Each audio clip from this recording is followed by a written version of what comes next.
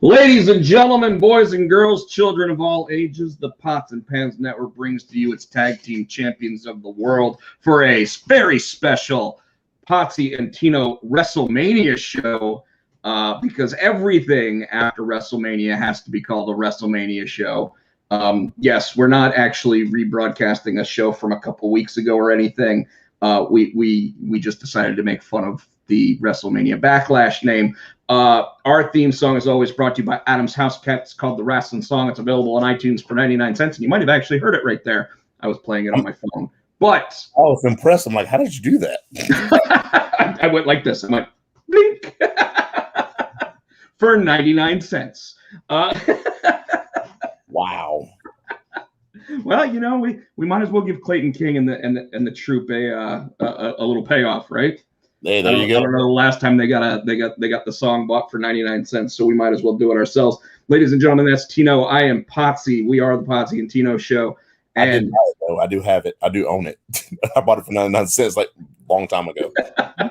So with that said, Tino, we go ahead and ask everybody to subscribe to the show first. But after we do that, we always start with a little segment called What's Up With You? Man, I've been living the dream. Let's see. Saturday, Matthews, he's doing I-9 basketball. It's kind of like rec basketball, but they do 3-on-3. He's been doing that for a couple of weeks. He's getting better, actually. This is his third week, and he's catching on. I mean, he's still some things that he needs to learn, but he's good on the defense. So he knows how to guard. That's something the NBA needs more of. Yes, and he defense, and he's good at rebounding and things like that. So I'm excited to watch him go. He's excited about it. Excuse me.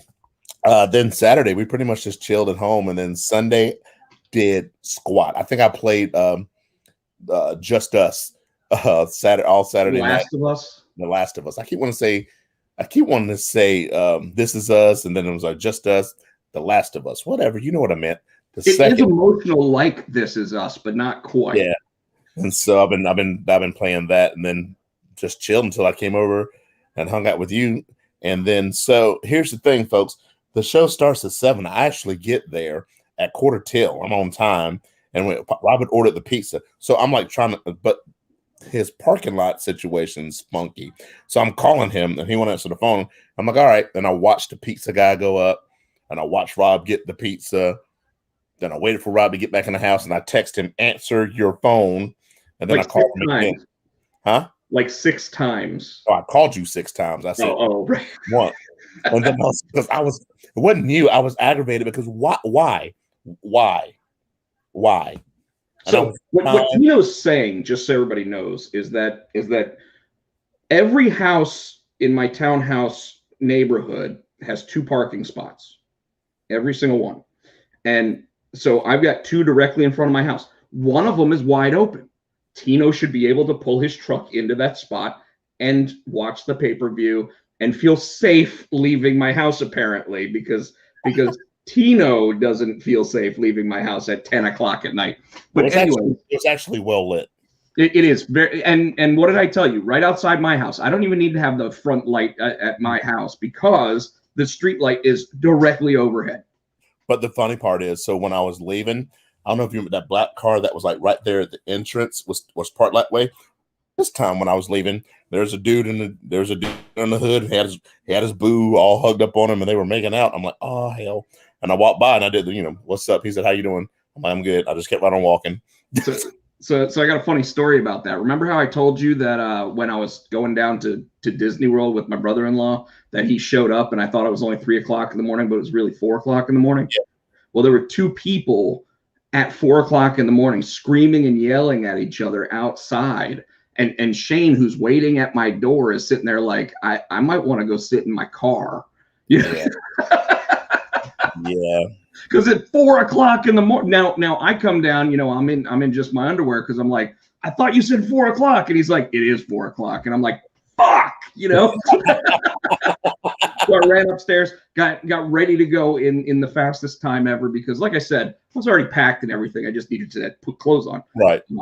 and brush my teeth and everything else, because I have to brush my teeth in the mornings. I don't know about you, but I like no matter what, my teeth have to be brushed in the morning. That film, you're like I brush them before I go to bed, and then I wash them when I wake, and then I brush them when I wake up again. I'm not like that, but Well, it's because you know, like, you eat it like 8 o'clock at night, you got shit all over your teeth. Yeah, that's true.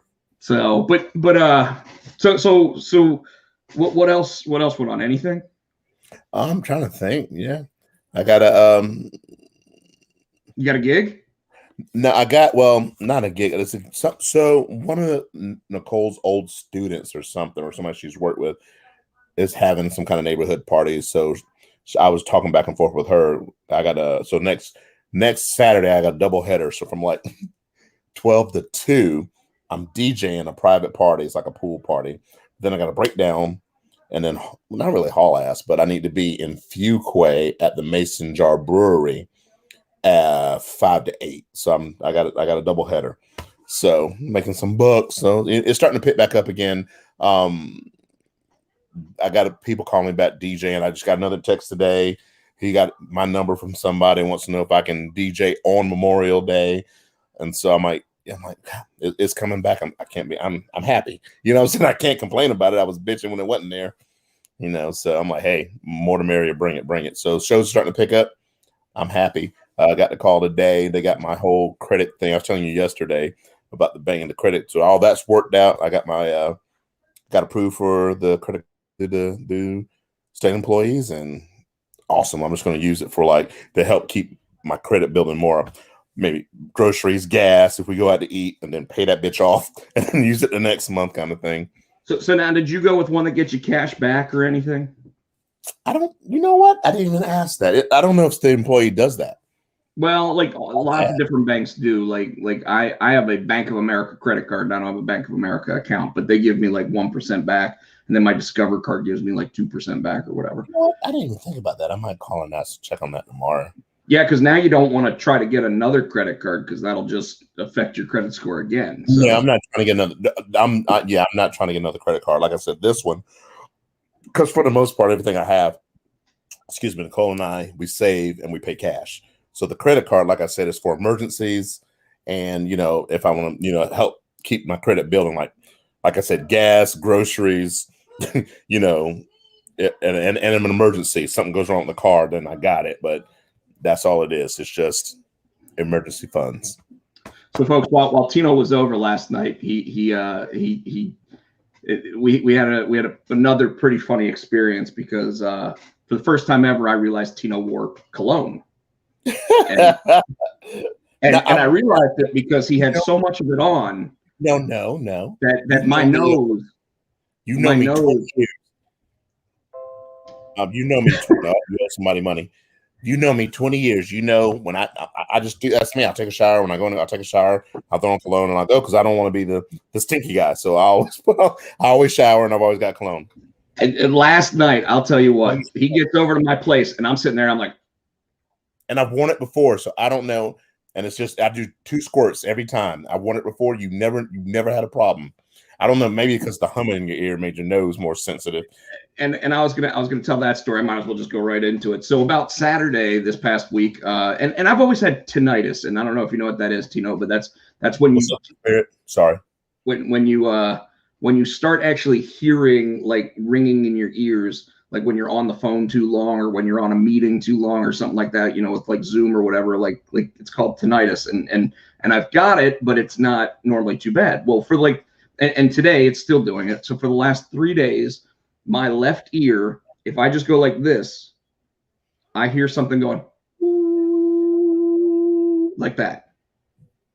And it doesn't go away. So the only time it's not bothering me is like when there's other noise going on.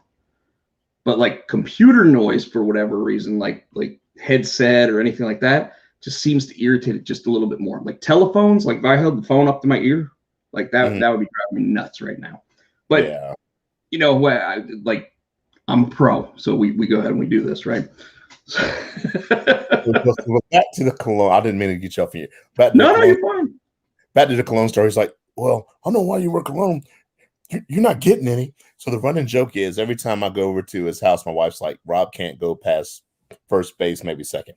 So yeah, because we're basically in a bromance. yeah, so she's like, so I'm like, all right, you know what? So I FaceTime my wife and I just turn the phone. So when she answers, all she sees is Rob.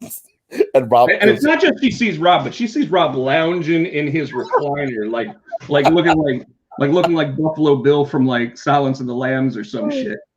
It was funny. Wearing clothes.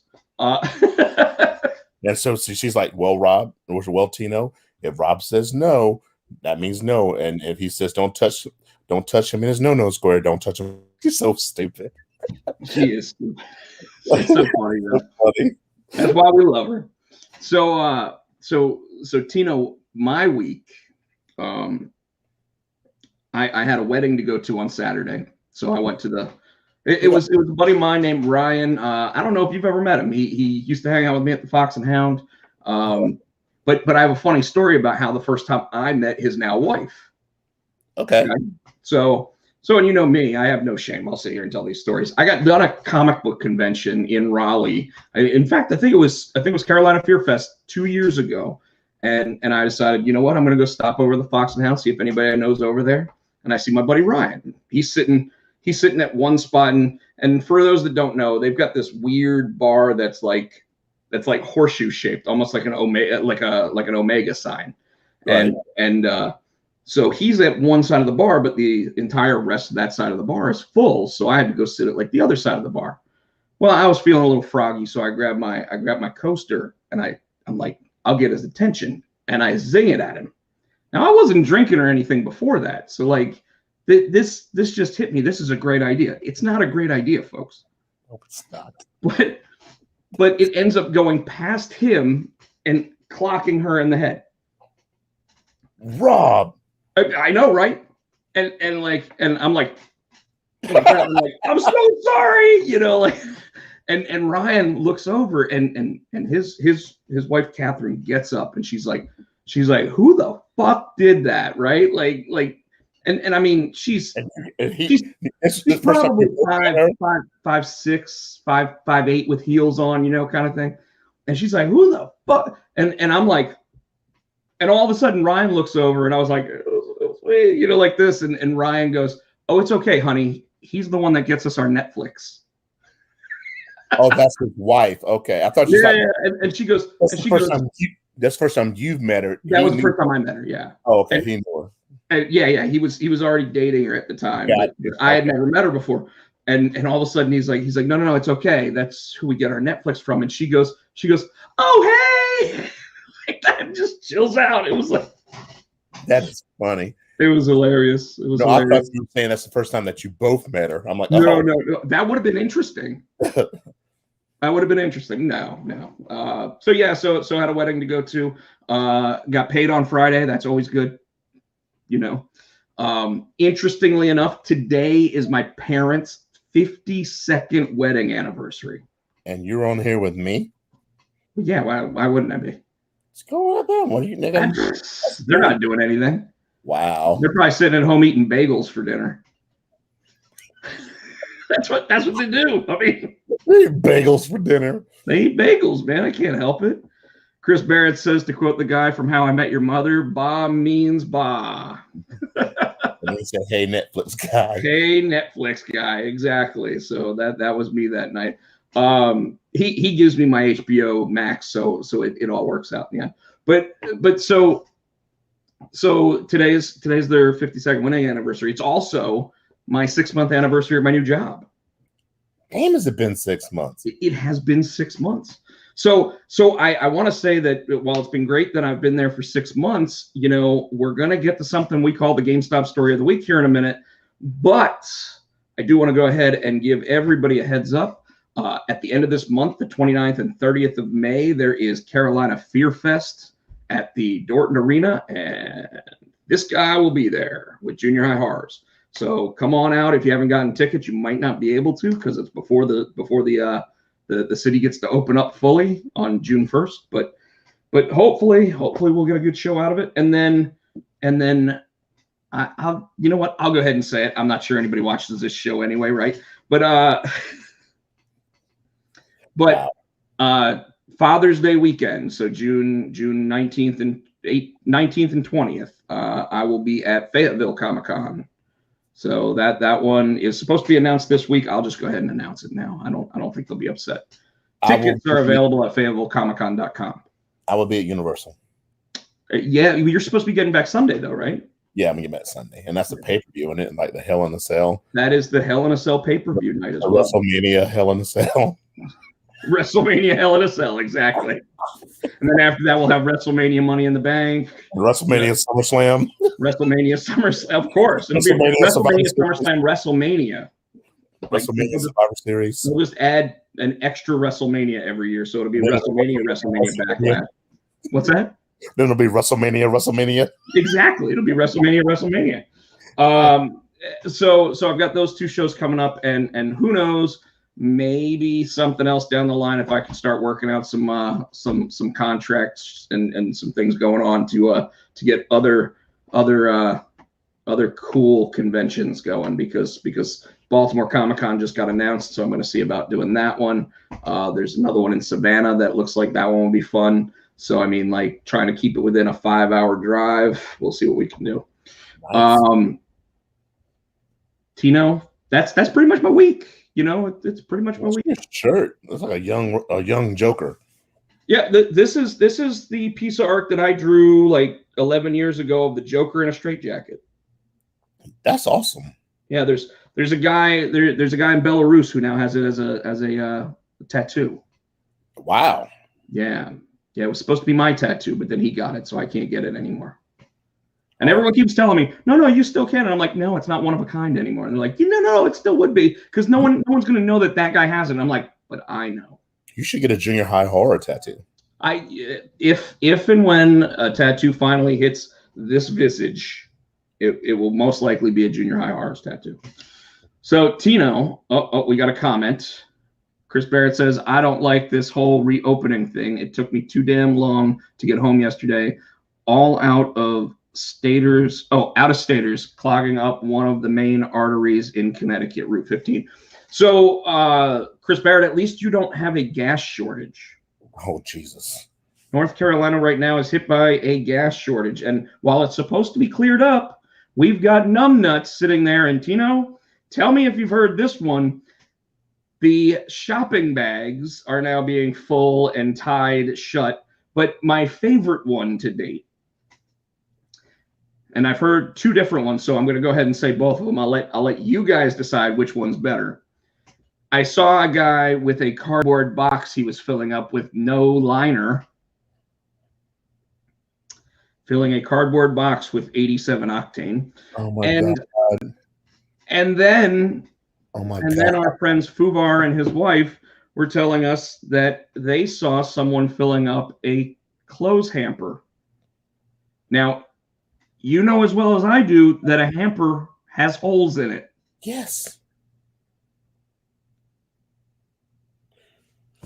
Well, me and Nicole were leaving Target Saturday, and this dude in a Suburban, I think it was a Suburban, it's big ass. He had about 5 to 6 gas cans strapped to the top of his car. I'm like, really? I just wanted to go and cut the strap. And now I'm paranoid because I've got gas in my vehicles, but I need to cut my grass. And I'm like, oh shit, I need to fill up. I'm paranoid somebody's going to be like, hey, you stop that because you're taking all the gas. Yeah, I'm taking my little 1 gallon thing for my lawnmower. So I'm paranoid.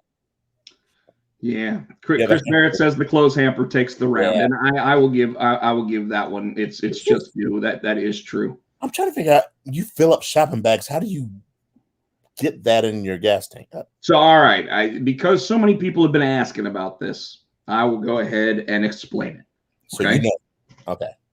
But I had to, my brain just tries to figure this stuff out. Like, for example, Stephen King once paid an entire bag of pennies for his McDonald's. And here's why. So that he could say in a book that the reaction that the person gave was similar to a behind-the-counters clerk having to receive all pennies to pay for your Big Mac. That's funny. It makes sense, though. So, of course, when people started saying, how do you get the bag into your gas into your gas tank, I had to think about it, right? So what you do is you get like, remember those old Igloo coolers? Yeah. That have the little push button to release. Mm-hmm. Okay. So you take the bag, you put it in one of those coolers. Then you pop the bag before you pop the thing off of it. You pop the bag so it fills up the cooler, and then you use a funnel, put the funnel in the car, take the cooler, hit the button, and pour your gas into the funnel. Or you could put the funnel in the car and just kind of snip the edge of the bag and let it go into the funnel. That is a horrible idea. Because you know that you're not going to be able to hold it at that point, because like a balloon, as soon as it starts to rip, it's just going to be everywhere. No, you just take scissors and like kind of cut the tip. It's force and gravity and everything else. It's going to just pop the bag. Yeah. Or like Chris Barrett says, you just slap the bag. Yeah, but then right out their hand. But the bag is porous, so it's got to come through the bag. Right. That's why you pop the bag in a container and you pull the bag out.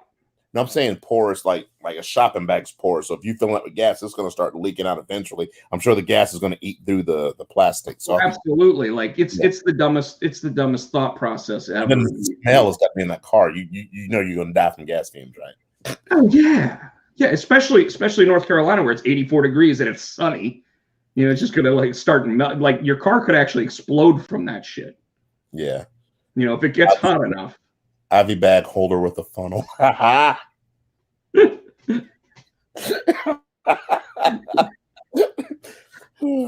Oh yeah. See, there's plenty of ways to do it, right?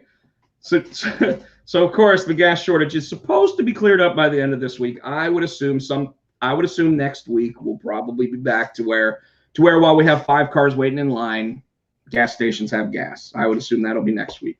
My gas will be ankle high. My grass will be ankle high. Sorry. They're supposed to come out and mow mine twice a month, and I think I've seen them once. Yeah. So, and I've been here 6 months. So now, granted, it was over Christmas and stuff, so that didn't really matter. But in February, you saw my shit. It was like that tall at that point. So it was like, motherfuckers, you need to come out and get that. Speaking of, I got to call the. Now that I got to call the HVAC people to come do the seasonal tune-up of your HVAC. You know what I'm saying? Winter, summer, spring. I got to get them to come do that. You just reminded me of that. That's not a bad idea. I probably need to prepare for that too. I'll call them. So, Tino, GameStop story of the week time. Let's do it. I know you want a good one because even though all of them are pretty good in their own way, every so often we need to have a really good one, right? So today I was reminded by one of my coworkers. They actually asked me if I'd ever dealt with this, and it was the question of when people have a game system and they're trading it in, have you ever had to deal with like roaches? Ooh. Okay. Now I can tell you that it's amazing at how small the openings are in those game systems, and yet how big the bugs can get on the inside of them. I was watching some where somebody was cleaning out a computer, and they opened it up, and it's just, I was like, oh, so I could, yeah. Well, people ask how that happens, and I'll explain it real quick. Okay. The way that people end up with bugs in their like desktop computers is because people are horrible at cleanliness. They will have like an entire thing of food. They will leave it out. The bugs will eat the food. And where do they go? They go where it's warm, which is your computer. So most computers that blow out and burn out is because a bug hits something they're not supposed to, and it burns it up on the inside. It's pretty disgusting. So I always had this thing about how nice I wanted my pre-owned game system boxes to look, as well as the systems on the inside of the boxes. Right. Because we had kind of a reputation to uphold of, if this doesn't look like something that you would buy for somebody, then why would you take it from somebody, right? So we had gotten told, because they started bringing these new, nicer looking boxes into the stores and everything for us to put the pre-owned game systems in, and make them look all nice on the inside of there and everything. And sorry, I'm about to sneeze, so I'm trying not to. So anyway, they started saying, okay, you had to use clear tape when you box things up and make it look as professional as possible. Well, then they started having other stores in other parts of the country send shit to you, right? Because you keep selling it, they're not selling it, so they send it to you. Well, the problem with that is that, do they send their best looking one? They tend to send. That's actually where the term debug a computer comes from. It may very well be. So I always hated getting systems from other areas of the country, because at least if they came from our district, I could go to that store and yell at that motherfucker, right? But we're talking, I would get them from Indiana, I would get them from Florida, now, in a lot of cases, you still got decent looking boxes and everything else, but you never knew what was on the inside of the box. So I started this rule that you actually had to open the box, test the system, make sure it's the right system on the inside of the box, and then box it up in a new box so it looks like Rob's quality of a box, right? Okay. So and multiple times we would get things where it was like someone would send us Xbox 360s, and the Xbox 360s that we would get would be like a 4 gigabyte system, but they'd have a 250 gigabyte hard drive in it. Well, that's still a 4 gigabyte system, not a 250 gigabyte system. You have to take the hard drive out and then sell the hard drive separate, or, because there was probably, information on that hard drive, we actually had to send that back and get it re-cleaned so that they could send it back to us, sell it again. Got it. Stupid bullshit. Anyways, so multiple times you would get your systems, and if you didn't check them incorrectly, you would have the wrong inventory and you would get in trouble somehow because of whatever happened. Well, this one time, my what we called senior guest advisor, which was a part-time key holder, was going through and opening all the boxes and going to test all the systems. And he looked at me and he goes, "Hey, Rob, do you want me to go ahead and rebox them?" And I'm like, yeah, I always want you to go back through and rebox them. As long as we've got boxes to do it, I want you to do it. And he goes, "Okay, good, because this one has bug parts in it, like the box did." And I'm like, "Stop right there, put it back in the box, put the box in a garbage bag, and tie that thing as tight as you can." And he's like, "Why?" And I'm like, "Just give me 5 minutes." I called my boss, who at that point was the guy who disappeared randomly with his rape van. Still love that story. I know. And I call him up and I'm like, "Hey, boss, yeah, I got a system that I'm pretty darn sure has bugs in it." And he's like, "Well, what kind of system is it?" And I'm like, "It's an Xbox One." And he goes, "Okay, Rob, this is what you do." And I'm like, okay, I'm listening pretty intently. Because I'm thinking he's going to tell me to sanitize it, like tie it in a like hit it with like bug spray, then tie it up, and then have to No, he goes, "What I want you to do is I want you to pick it up with both hands." I'm like, "Okay." He goes, "I want you to take it outside." I'm like, all right. "And I want you to throw that motherfucker as hard at the wall as you can." No lie, those were his exact words. And I'm like, "Oh, okay." So I'm like, all right. And I go up to my former employee. I'm like, "Cameron, no, don't do that." And I take it and I'm like, "I'll be right back." And I walk out the front door with it. Now, still in the garbage bag at this point, right? I walk out the front door with it. I open up the garbage bag. I open up the box and I take the system out. And the store that I'm talking about, the walls were made out of like straight up concrete. Was this North Hills? No, this was Capitol Boulevard. Okay. And I go up and I take that and I move back about 7 or 8 feet and I just chuck it right at it, right? The system shatters. And in the shattering, Tino, 7 flying roaches come out. No fucking lie. And all of a sudden, like, the door to the backside opens up, because that's about where I threw it. And the employee Cameron walks out and he goes, "What did you just do?" And I'm like, "Well, take a look." And he like leans out and he looks outside and he goes, You just threw it at the wall?" That's what I was told to do. Wow. And here's the best part of all that. I hadn't even checked it into the system yet because I would have taken all of the shrink and everything on that because they sent me a roach infested system. So I can tell you everybody at a GameStop deals with that. So if you're a GameStop manager, assistant manager, SGA, GA, whatever, if you're a district manager, regional manager, and you're listening to this show for whatever reason, here's how you find out. Rob shut the gaming system against the wall. It doesn't matter. I don't work there anymore. I don't even know how long ago it was, so it's probably outside of the what do they call it? The statute of limitations. So no. But here's what I was trying to say. There is, if you are an employee at GameStop and you want to check to see if a system has bugs in it, just take it about 2 inches off the table and tap it on the table. If any bug parts come out of it, you know not to take it. There you go. There you go. So that was this week's GameStop story of the week. That was quite entertaining. It was a good one. I told you I had a good one. So here's what you do. Here's what you do, Rob. I think that's my favorite part. Here's you take it outside and chuck that motherfucker at the wall. Throw that son of a bitch as hard as you can at that wall. And I was like, Are you sure? And then send somebody out there to clean up the mess. Yeah, and I wasn't cleaning up. Dude, I saw those bugs fly out of it, and I was like, like, Cameron, come sweep it up. Cameron, I need you to go clean that up and make sure that you get all the bug parts out of that box. We're going to use that box again. Oh, God. Oh, so yeah. So that's this week's GameStop story of the week, man. I thought it was a pretty good one. That is good. So where you want to start?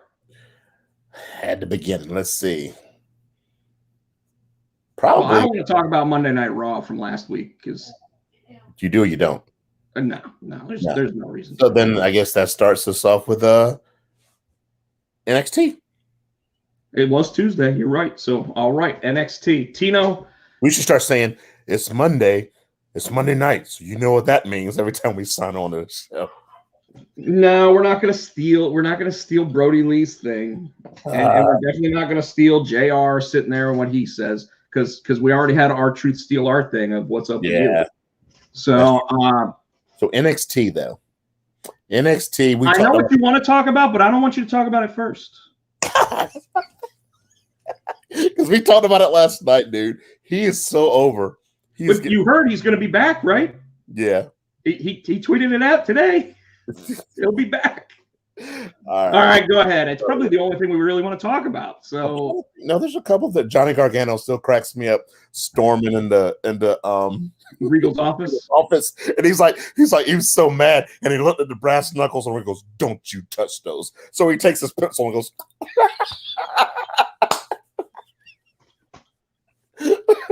Gargano's gold too, though.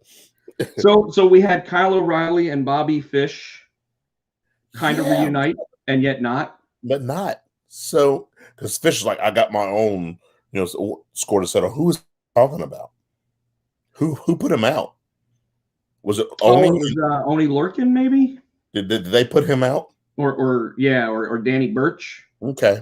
Because it was in War Games, wasn't it? Yeah. So that's what he says he's got a score to settle. So yeah, they're back, but not really. Bronson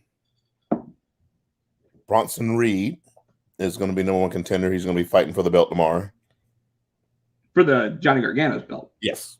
Yeah. I guess Finn Balor's back, going to be fighting Carrion for the belt. I'm okay with that. I think that really is going to be Finn Balor's swan song. He goes back to the main roster. I would think so. We also the Rachel Gonzalez Mercedes whatever her name is, Martinez match. That was good. That was a hard hitting match. But I was telling you, I don't understand. They were both being booed. So who was the face and who was the heel? I don't think there was a baby face in the match the way that they've both been broadcast. However, I think they are trying to turn Raquel Gonzalez babyface. I think they're trying to do it slow burn just because of how good she is. Mm-hmm. They're just trying to lead to that without actually a physical turn. And I think they're going to probably have to phase her little lapdog out, though. Well, see, I'm waiting for her to just be like, "Sorry, Dakota, you're not part of this anymore." Or Dakota gets jealous and goes for the belt like they always do. That's why I don't want that to happen, because you look at Raquel Gonzalez and then you look at Dakota Kai, and it's like she don't stand a chance. No, like so I just don't I don't want it to happen, and I don't see it happening. I also don't know who they're going to have her face at the takeover. Like I kind of think like Io Shirai is going to come back, right? Yeah, I'm thinking it'll be Io Shirai, and you'll just have two rematches. So it'll be stand and deliver NXT Takeover in your house. WrestleMania. WrestleMania. I don't think they have any other female. I'm trying to think on NXT that could, because you got Ember Moon and she tied up with the tag team. You could throw it into a 3-way dance between Toni Storm and Zoe Stark and her. Yeah.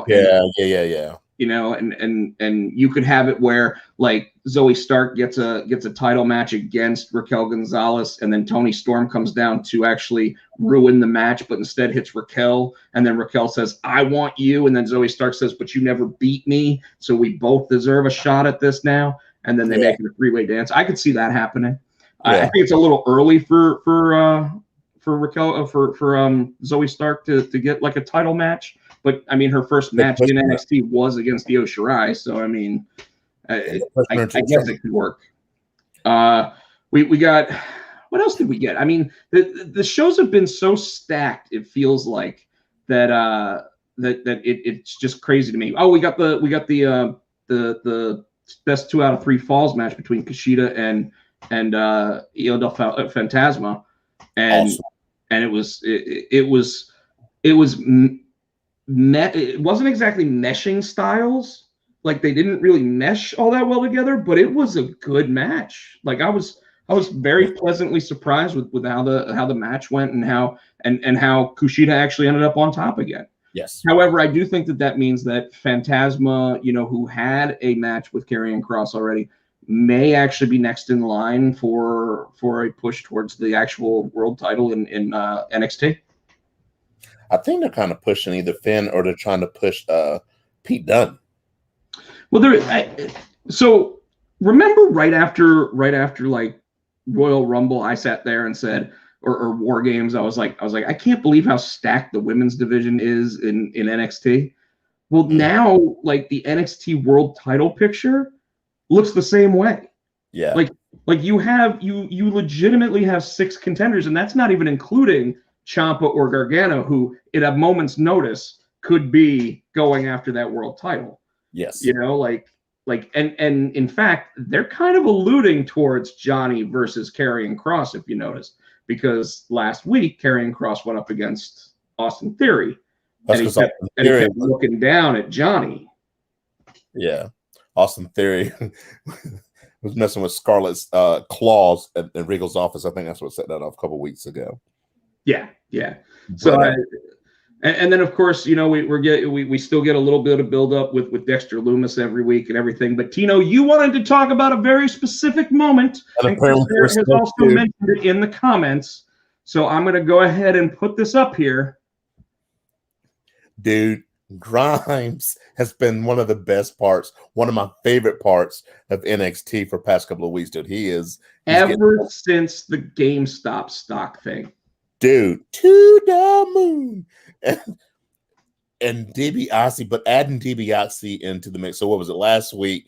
They were at an auction. And he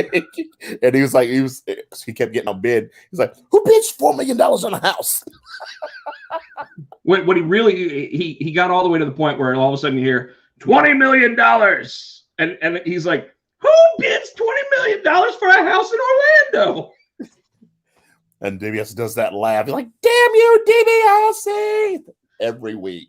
So it's got to be a payoff. Just today, DiBiase sat there and he said, I want to go ahead and tell everybody that the best part about owning a nice $20 million mansion in Orlando is the fact that I'm just right around the corner from the Capitol Wrestling Center. So you never know, but everybody's got a price. I can't even do the laugh. You can't do the laugh. I can't do the laugh. But that, dude, that has been the best part of NXT to me. Yeah. Yes, Chris. But we were discussing that too. So DiBiase might still be able to go, but I'm thinking that he probably will get somebody to manage, to stand in for, or either him and Grimes will join forces and he'll manage Grimes. I don't even know if Grimes needs a manager though, because Grimes is pretty good on the mic. Could you see? I could just picture even more of the vignettes where all of a sudden the $1 Million Man sits there and says, "It's okay that you got a beard, Cameron, but you got to clean that thing up." You know, and then all of a sudden, like, they take him to a really expensive barber and everything, and they tie his hair back or they slick it back, or, you know, like, and before you know it, they're doing that whole remember when Mick Foley became corporate mankind? Yeah.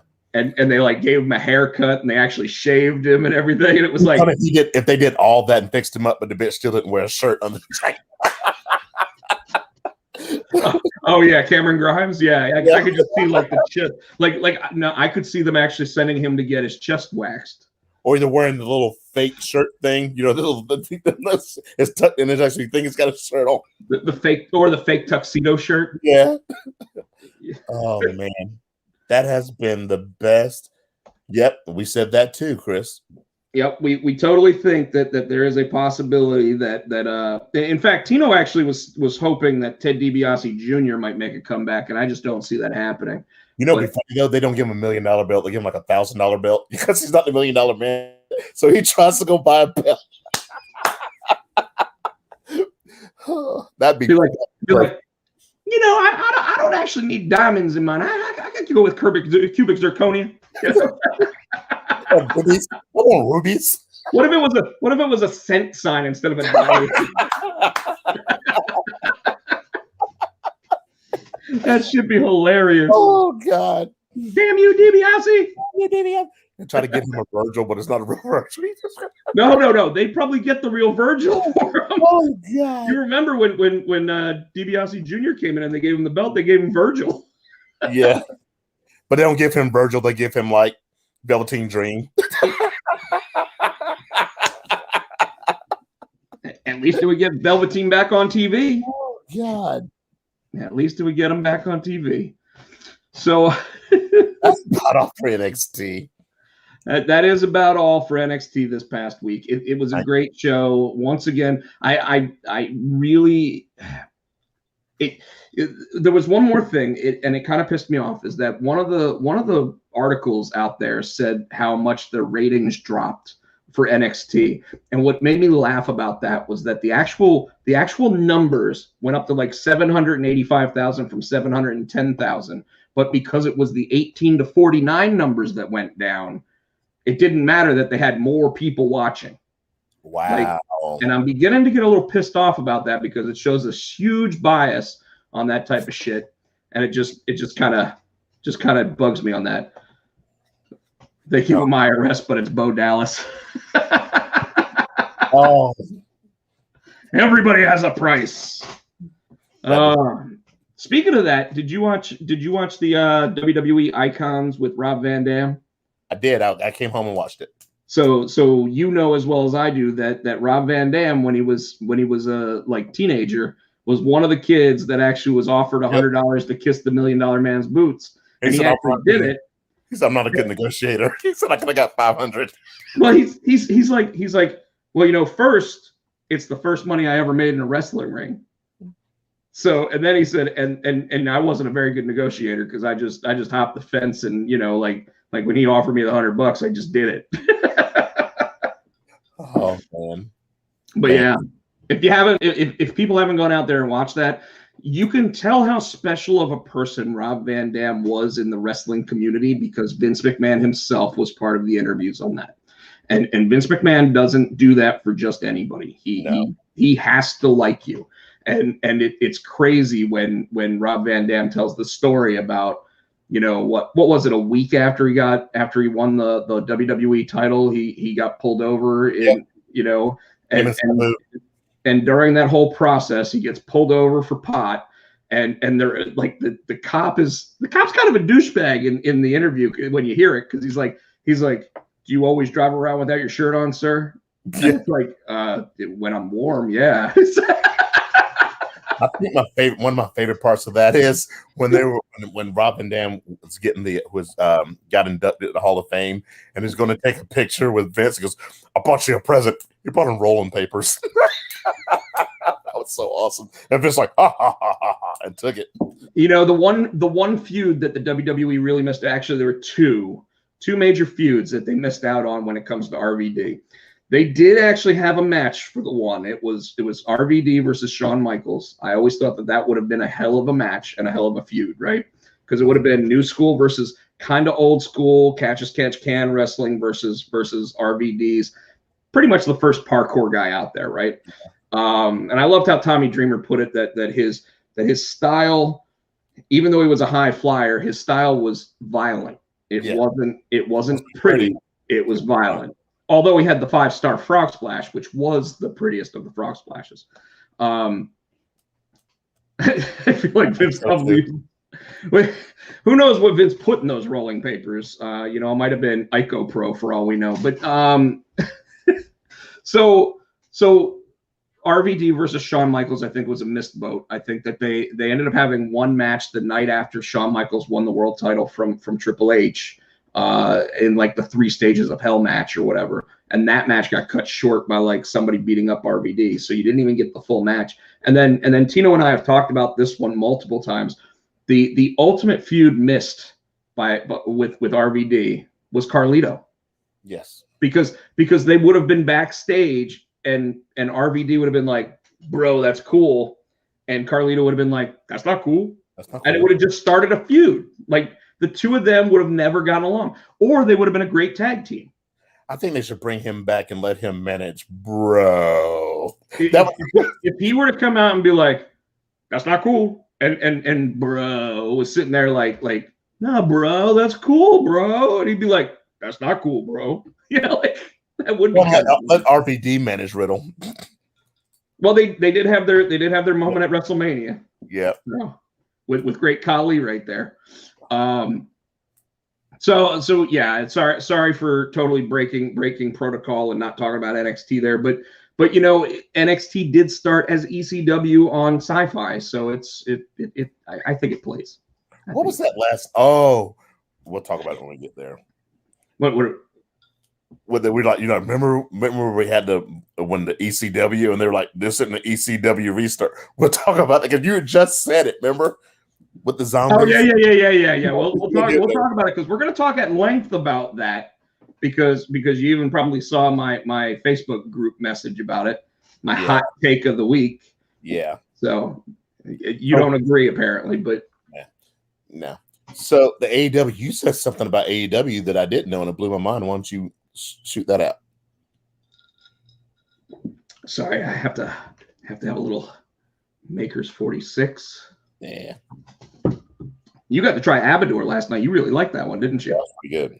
Yeah. So all right. So this week news is coming out, and it kind of goes with, I think I started talking about it last week, Tino, and I think the wrestling dirt sheets are picking up our show.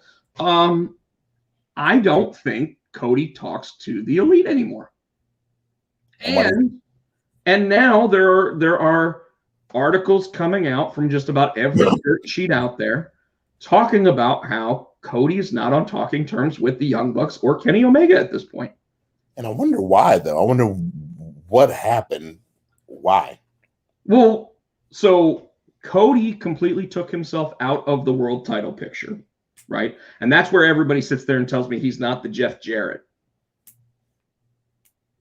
Got the blonde hair, got the little strut, I mean, he doesn't do a strut. He might as well do a damn strut. No, anyways, but he is the Jeff Jarrett of it. He's trying to get all his friends over. He's only in feuds with people he wants to be with. Like it wasn't until later when Jeff Jarrett stole Kurt Angle's wife that was when Jeff Jarrett started playing ball with anybody. Anyways, the if I had to guess, it's literally because he doesn't like the direction of where the company's going. Right now, you have him trying to be the guy that is, even if he's winning, he's still trying to put other people over, right? So he's putting over Darby Allin. He's trying to get QT Marshall over, and that's just not going to happen. Like, he's going to hurt himself more than he's going to help QT Marshall at this point.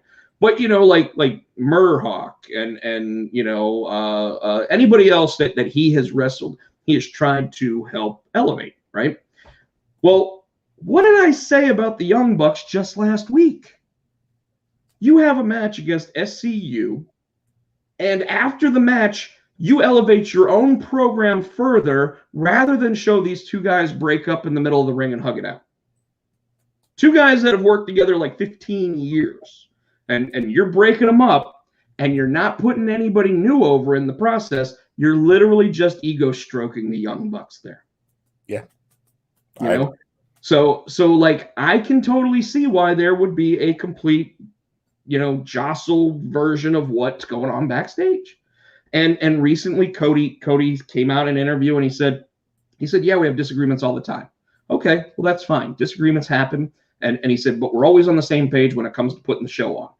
Are they, though? Because right now it looks like they start the show with the Young Bucks, Cody gets the middle, and they finish the show with Kenny. Right? Yeah. So it's not and it's got me wondering, Tino, and I'm sure as more and more comes out, we can go ahead and say Rob started talking about it before everybody else, because that's what we do here. And I mentioned it last week before anybody had an article about it. And I just thought it was funny that all of a sudden Google started sending me articles about that, like right after I said something about it. But I find it really, really interesting, because it's going to be something like this that will make one of them leave. I don't know which one it'll be. Right now, I would assume that Kenny and the Bucks will stay best friends forever, because that's what they've been. I think that Cody's contract's for 5 years, so he's got probably another 3 years on that contract. So can't go anywhere right now unless he requests his release, which I'm sure Tony Khan would give him if it came to that. But I can't for the life of me. I can't for the life of me think that these guys are going to get along forever. There's too much ego. We know how the wrestling industry works. Yeah. You have a booking committee that's all different wrestlers, and at some point, what happens? They're going to push themselves. They want to go into business for themselves. Well, and somebody's going to get upset, because it's going to be, what do you mean I can't be in the main event match this week? Hell, look at when Shaq was on the program. They were the first match of the night. Like Cody is trying to get his brand over. I get it. He's got the new show coming out with Brandy on TV. He's basically doing exactly what the WWE does. And I bet TNT is sitting there going, yeah, you guys are like the first family of AEW, so we'll totally sit there and give you your own TV show like that. But I can't see it being as funny as Miz and Mrs. I can't. Miz and Mrs. is because those two really don't give a shit about how people see their real lives. Cody does. You think? Come on now. When was the last time he laughed about anything? I think he laughs at himself. I mean, I think he laughs at what WWE made him, but I don't think he laughs at himself. I don't think he's got time to. Anyways, so last week on AEW, most people say it was a good show. I don't dispute that the wrestling was good. I thought that the wrestling was very well done. I thought that Christopher Daniels showed that he can sell better than any of the world's best salespeople. I mean, when he fell off the top rope trying to do the BME, and then immediately got back up on the top rope and was able to hit it and not have it blocked, even though all the commentators thought it was going to get blocked. I liked that. I thought that Frankie Kazarian did the whole baby face. I'm gonna go it alone because Chris Daniels is out there like literally without an eyeball. Like, it was a good match, but it did nothing. Nothing. The Young Bucks are already at the top of the card. They don't need that win. You know who needed that win against Kazarian and Daniels? The Varsity Blondes. Well, they get their shot next week. Oh, they get a shot. And you know what's going to happen? Their mullets are going to go like this for a little while, and then they're going to get super kicked. And then they're going to lose the match. And it's not going to matter. Well, they've got to build up somebody to take, because they can't hold. That's what I'm saying. If they had let the Varsity Blondes beat SCU, so they had to break up, even though SCU was the #1 contenders for the title, it would have made story. It would have been, well, can we get one more match? Can we beg Tony Khan to stay together for one more match? Because we're the #1 contenders, even though we just lost that match. And then they still would have lost to the Young Bucks. So you just or you have the Varsity Blondes beat the Young Bucks. Like the only way the Varsity Blondes take these tag team titles on Wednesday night is if Jon Moxley and Eddie Kingston cause a distraction and the Young Bucks lose the match. Now, what does that do? It doesn't enhance the story for Kingston and Moxley versus the Young Bucks for the titles. Right. All it does is give kids that probably shouldn't be on, national television yet a title belt. Come on, that's Brian Pillman's kid. Not saying he won't get there someday. But there was that. Then they had Britt Baker give a wonderful speech showing her boyfriend exactly how to be a heel. Without a doubt. Like, straight up. She is better than almost anyone on the mic in terms of women wrestlers in the world today. Who are you gonna say? You gonna say Bailey? No, I'm gonna say Bailey. Bailey sucks. Who was it? You gonna say Sasha? No, Sasha sucks. I'll think about it. I had somebody in mind and I lost it. Yeah. I'll remember it.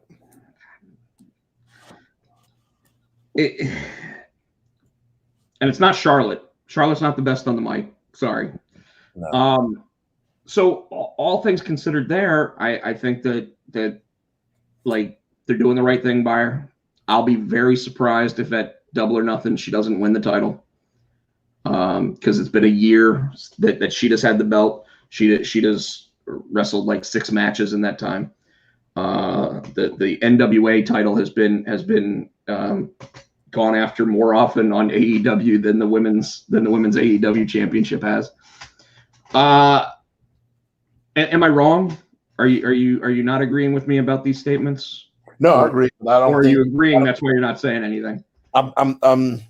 Sheeta should lose that belt. I'm still trying to think of. There was somebody in the tip of my tongue. I can't remember who it was. That was a pretty decent promo as a female. So we'll just go. You just said pretty decent. I said the best in the world. Well, I want to say she's the best in the world. She hadn't heard everybody in the world. You heard everybody in WWE and AEW. They're the only ones that matter. So that's not the world, though. You got Ring of Honor. Professional wrestling, that's pretty much the world. Yeah. Well, pretty much is the world there. We'll agree to disagree on that one. I don't think so. Chris Barrett says Beth Phoenix. And I would say that Beth Phoenix is the best commentator female in the world. But anyways, I digress. I will continue. So 1 week ago, before last week, we got Blood and Guts, Tino. Blood and Guts! Yeah. We got Chris Jericho going through a cardboard cutout that's meant to look like a metal grate at the end of the match. Yeah. That's how they protected him. Completely fine with the protection of the talent, by the way. Not fine with the presentation of it. But 1 week later, Chris Jericho's coming back out and he's dousing him with bubbly? Yeah. No, fuck that. That should have been a drop that would have kept him out for about 3 weeks. and you bring them back the week before the pay-per-view after they keep saying, we're not giving you another match. They let Sammy Guevara have the spotlight because guess what happened? All he got to do was push the horn on the bike. Now back in the Attitude Era, when Mick Foley took a plunge like that and came back the next night, you wouldn't blink an eye. You want to know why? You want to know why? Why? Because that's Mick fucking Foley. Because that dude came back later that night. Stone Cold did it. The Rock did it. If it was Attitude Era, you wouldn't have a problem with it. No, they you're right. No, where they kept him out for 2 weeks or whatever. The only guy they didn't was Mick Foley because that son of a bitch you couldn't keep out of a hospital or keep in a hospital. And you know I'm right. All right. You got something about AEW that just, no, I don't. I think it's bullshit that they just jump right into another match with these guys. And on top of that, Tino, and this is something everybody seems to agree with me on, they're using the same fucking stipulation that we just saw earlier in the night. Oh, what? If we win, you got to break up. Like, wait a week. AEW's minds get blown. Oh my God, they're gonna do it. If they lose, they break up match. Yeah, because they're trying. They want to push Guevara. They want to push Guevara. They want to push Sammy. That's fine. Push Sammy. Push Sammy while Chris is at home, or even put him on the teleprompter from his hotel. From his hotel or hospital bed. Like having him there completely undoes any push booking that you've got for Sammy Guevara. Anyhow, stupid booking. It's terrible. All right. There's one thing that was even worse, though. And it was Cartman Omega coming out and wanting his cheesy poofs and not wanting to have a three-way dance at the end of the night. Well, that's weird because there's a reason for that. They were trying to buy time. I agree, but when you're the champ, you better deliver on that mic if you're sent out there to deliver on the mic. You think Chris Jericho, if he was the champ, would have sat there and sold it like a temper tantrum? Well, Omega sucks on the mic anyway. I don't know why they give that bitch a mic. Because he's an executive vice president. Although his speech actually probably wasn't as bad as Cody Rhodes. It was equally as bad. You want to talk like the only thing that was different between Cody Rhodes' speech and an Ultimate Warrior promo was that he didn't go. But he's going to be the American Dream. What? But he's going to be the American Dream for one night only. He ain't never going to be the American Dream. He's got the lisp down. Chris Barrett, I don't think the Big Boss Man ever came back after that. Yeah, he did. Did he? Yep. It wasn't the very next night. Yeah, it was because that Hell in a Cell was, and the next night he was back out there with the corporate ministry. Oh, was he? Mm-hmm. I mean, you guys are probably right on that. That was a bad moment on a bad pay-per-view that was called Wrestlemania. Shut up. Where are we at now? SmackDown. SmackDown was good. All right, I spoke for a really long time. Go ahead. I don't remember. Come on, Oos. A couple things about SmackDown that I don't get. Come on. So Daniel Bryan's out. Yep. But they still talk about Daniel Bryan. Sure. Still fresh in your mind. Jimmy came back. Yep. Sure did. Jimmy. But they don't use him. He just comes out and says, "I'm not a bitch." And he comes out and he fights. Got that cool shirt. And he comes out and fights Cesaro. But Roman still feels the need to come out there and help. What was the point? It's because it looked like Jimmy was going to win. Okay. Even though it didn't really look like Jimmy was going to win. Roman couldn't be stood up by his cousin in that match. You know that. Come on. That's good storytelling right there. Got new tag team champions, which I didn't understand why they did it. Oh, you mean the women's tag team champions? Yeah, why they did it before Backlash, but you're right. They didn't appear on Backlash as it is. That's Pumpkinhead. The fuck is that? I don't know. I don't know who the Goldust Pumpkinhead is. Chris Barrett, you want to elaborate? He might need to. So I told you exactly why they did the title switch on SmackDown, because they're not going to be on the pay-per-view. They should have done it on the WrestleMania. They're basically saying that Tamina doesn't get to go over at WrestleMania. That's what they're saying, because she didn't go over at WrestleMania, and then she didn't go over at WrestleMania Backlash either. That's a damn shame. Damn shame. Damn. So yeah. So to your question, that was the answer. They knew that they weren't on the pay-per-view, so they went ahead, and it was WrestleMania Backlash SmackDown. Is Sammy going face? Because they're trying to push him back into the Intercontinental picture. Yep. But right now they got Apollo as that heelish champion. I think Sammy's too entertaining to be a heel. I think even now, Goldust is the only man who can beat Roman, and I'm telling you that Pumpkinhead, Dusty would call people Pumpkinhead. Oh. Baby, I tell you what right now, Daddy, I gotta ask, where is the money, baby? Where is the money? That's what I asked, by the way, when it came to Cody, was where is the money in what he was trying to sell? There isn't any. What about on AEW and Lauren SmackDown? I know. Go back to the question I just asked. What was the question? Sami Zayn, face or not? I think it's about time for Sammy to go baby. I'm okay with it. But I know that behind the scenes they have said that Monday Night Raw doesn't have enough top baby faces. So they've been talking about moving Aleister Black over to Monday Night Raw, as well as somebody else, and I can't remember who the other one is. As a face? Yeah. Aleister Black right now, all his promos that he's doing. What the hell are you scratching your head with? Oh, it's a back scratcher. It's a bear claw back scratcher. Let's see. But I didn't have it extended. But you're scratching your face with it. You can actually scratch your face. But this has little things. I see that. It feels better. That's kind of scary. Aleister Black right now, all his vignettes are he's looking heelish. Yeah, but that doesn't mean they're not just going to go right back to the drawing board with him. Yeah. Well. You know, I mean, they've already done it twice.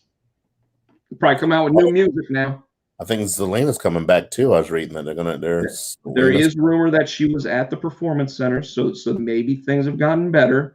Maybe she actually doesn't mind being called Zelina Vega on Twitch at this point. I wasn't her thing though that she wanted to start an OnlyFans account for cosplay. So maybe they've come up with a way that's okay. I don't know, or you know, maybe someone else ends up setting it up for her. You never know. Yeah, so my only thing when it comes to SmackDown is where the hell's Kevin Owens? He wasn't there. I think he was there, but like, didn't they do like an 8-man tag match or whatever? And oh wait, no, that was the week before that. Yeah, I don't. Whooped his ass. Who whooped his ass? Because Kevin Owens came out during a match. And was that last week? No, you know what? He's involved in the Intercontinental title thing too. Yeah, that's what it is. So yeah, I have a feeling we may even see where it's Kevin Owens and Sami Zayn versus Apollo and Dabba-Kato. But Zayn and Owens are still going at it. So are they going to patch that up too? You know how they are, man. Those two are like me and my ex-wife were 10 years ago. Where we patch things up, get back together, break up, get back together, break up, get back. And then she finally said, no, I'm done. And I was like, oh, it's the best decision I never made. But wow. The whole talent brand thing ended from what I heard. So basically the whole third-party ban ended quietly. Third-party ban. I don't know. Chris Barrett, you got me again, man. I think he's saying that they can cross brands now, but I don't think they do. I don't think Fox is letting Raw 2 stars come up. They're supposed to be able to do it once a quarter, and the once a quarter thing is because it leads into like SummerSlam or leads into Survivor Series or whatever.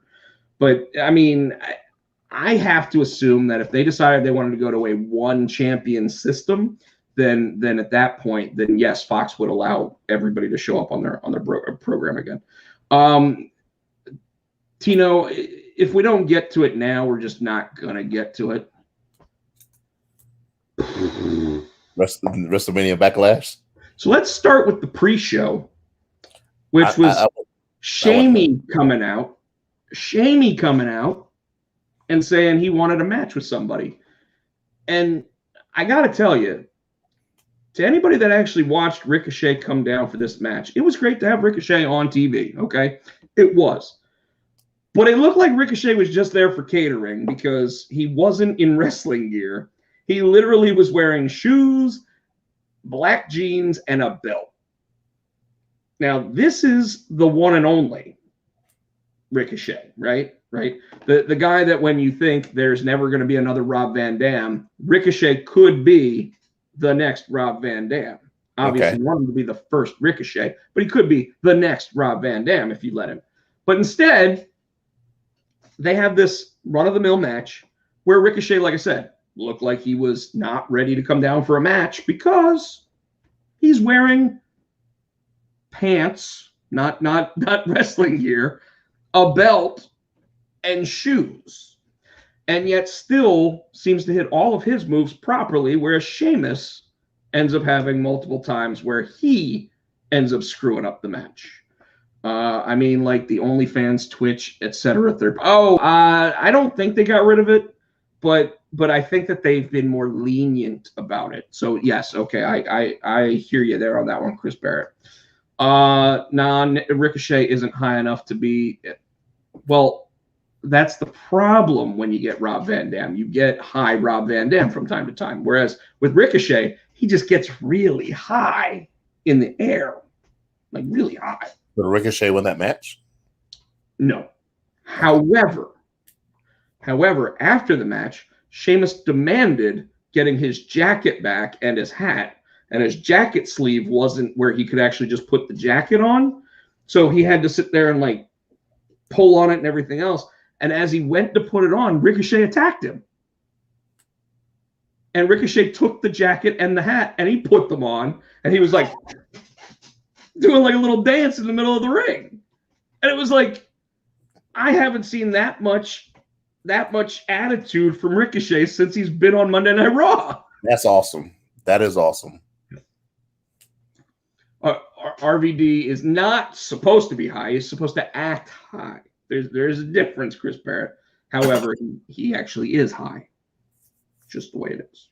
Yeah. Speaking of high, did you watch the biography with Shawn Michaels? Yes. So good. Except, I have a big problem with these biographies. They're not really a Shawn Michaels biography. It's like a Shawn Michaels, Kevin Nash, and Triple H biography. It's not. They were going over every aspect of his career, and those guys had a big chunk to do with him. They didn't go over every aspect of his career because they didn't do the whole Chris Jericho match. They didn't do. You know what? Since you know so much, why don't you fucking write them for A&E, and you be in charge of making all the biographies? How about that? Since you know better job. I'm okay with that. Ricochet versus Sandwich is going to be the new Bret Hart versus PCO. No,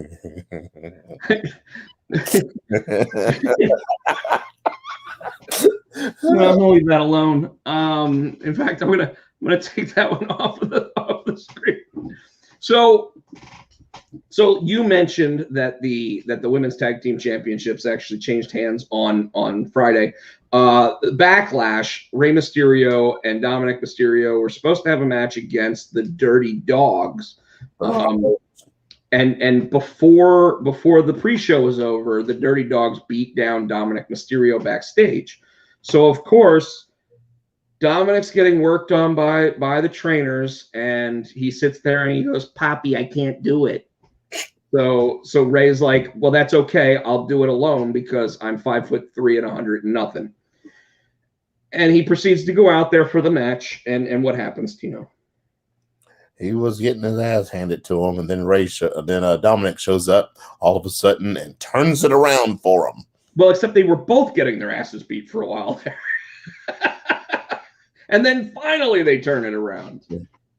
So here's what I don't like about this. And I gotta give it the busted open because Bully Ray brought it up. The next pay-per-view, which is Hell in a Cell, we've already what's that? WrestleMania Hell in a Cell. You gotta say WrestleMania Backlash Hell in a Cell. Okay. It's gonna be all 3 days. So this pay-per-view is on what day? Father's Day. Father's Day. So can't you push off the two of them winning the tag team champions as the first ever WWE father-son tag team champions to Father's Day? Yeah. You could. You could. Or, even better, what if they had won the tag team titles at fucking WrestleMania, not WrestleMania Backlash, hold them for 2 months, and then they lose them on Father's Day because Dominic turns on Ray. So you get 2 months of build. Because I think they're going to AEW this, and they're going to try to just rush this story along. Yeah, probably. Women's title match between Rhea? Charlotte, Asuka, and Rhea Ripley. Thoughts? I thought it was a good match, and who called it? You called it. You said that Asuka was going to eat the pin. Before that match, I was telling you, I really, really hope they don't give this back to Charlotte because you were calling Charlotte though. Huh? You didn't want them to, but you were calling it. No, I was calling Rhea Ripley. Oh, okay. I thought you were calling Charlotte. Mm-mm. I apologize. Female Brock Lesnar. I mean, female heel John Cena. Yeah, that too. I mean, they don't need to put that in. They've got to. She's NWO Hogan. Yeah, so they need to let Rhea run with it for a while because Rhea's NXT title got cut short. So I think they need to just let her run it. Chris Barrett, I agree with you. It was probably the easiest decision. Like if DraftKings had said you could win $10,000, we all would be $10,000 richer. Like Tino actually said to me, he goes, well, why do you think Asuka's going to eat the pin? And I was like, she's the only one that won't be affected by losing. Yeah, and and it also lets Charlotte say she didn't lose the match, so tonight she gets to come out and say, I want a rematch. And Charlotte was wearing her Cruella de Vil 100 Dalmatian ring gear. Yeah, I gotta tell you, as a heel, you don't get the cosplay. You don't. Like her wearing Cruella de Vil ring gear to me just made me sit there and go, all right, this is almost like having zombies in the middle of the. Oh, we're getting to that. I kept fucking with Rob. I kept fucking Rob. I'm like, why are all the zombies here? Rob got activated. Hold on. It's because Tino, like I noticed that about 10 minutes into the pay-per-view, I mean, the whole pay-per-view was narrated at the beginning by Dave Bautista because he's in a movie called Army of the Dead. Okay, right? And I was like, why is Bautista narrating? and you were like, well, he ain't going to be at the pay-per-view, and I was like, no, he's not a wrestler anymore. He's an actor. So you know, but you have the cross promotion. I get it, and I'm not as upset as nearly anybody else by what happened, but I thought it was pretty interesting that suddenly just randomly on the Thunderdome you had zombies showing up on the screens. I thought that was really cool, you know. And then I actually thought that the presentation of the zombie match, the zombie lumberjack match, was actually really cool. Like, unfortunately, or maybe fortunately, for the people at the Thunderdome that were on the screen, they're not getting to watch it at that point. Because they got all these cool like backdrops and everything else going on. And I said I thought it'd be cool if they did like Halloween if they brought back the referee from NXT that did the Halloween thing as well. You see, you and I were like given good ideas, but Corey Graves had the best line in commentary in a long time because I had just gotten done saying to Tino, man, this is like the ECW zombie that they had that was Tom Pritchard. And he's like, oh yeah. And then all of a sudden Corey Graves goes, folks, this is not a reprisal of the NXT or the ECW revival. And both of us, like Tino does this every so often. He will literally turn and just stare at me because he's like, somebody's got a microphone in here.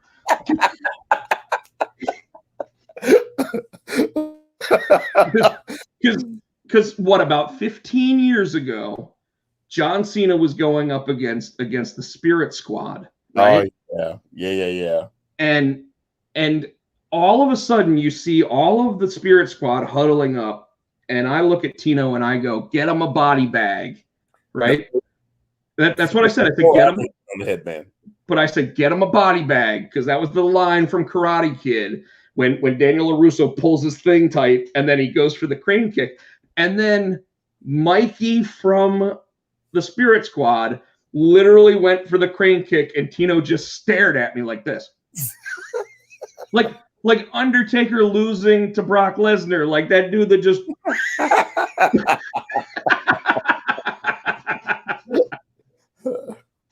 and he's like, how did you do that? And I was like, I just do it from time to time, man. Like I just hit it, you know? So when they say that people don't understand Vince McMahon's booking, I understand Vince McMahon's booking, but it's because I write a crazy comic book. You know, it's not because I want that to be the outcome. It's because I write a crazy comic book. So, but the John Morrison getting taken down by the two zombies. Well, hold on. Let's start with Adnan Virk sitting there and running away and being like, we're in a safer location to stay away from the zombies. Like, these motherfuckers are actually going to chew on them. No, and then I said that I was like, these motherfuckers just came over the railing, but they can't get into the ring. And of course, me, just like I did when I sang Nia Jax's theme song, I look at Tino and I go, that's because it's a lumberjack match. Straight-faced, deadpan as shit. And I just... Stupid. And I'm crying on the inside laughing because it's so bad. But I'm like, it's because it's a lumberjack match. They know they're not allowed in the ring. And then they all get on Miz like, are they gonna eat him? I'm like, no, they're not gonna eat Miz. It's 9:15 right now. If anybody out there, Terrence, I know you like to watch Monday Night Raw while you're watching our show. If Miz and Morrison didn't show up as zombies tonight, I'll be very disappointed. That'd be awesome. No, I think tonight's the perfect opportunity for the Miz to finally just say he's pissed off with everything and say, that's it, I'm done. He goes home for a couple weeks, and when he comes back, he's really angry. Because if you remember, way back at the ECW revival, the Miz got fired and then won his job back later on by being a more serious wrestler. He stopped wearing the jean shorts. He stopped doing all the stupid weird shit. He started wearing trunks.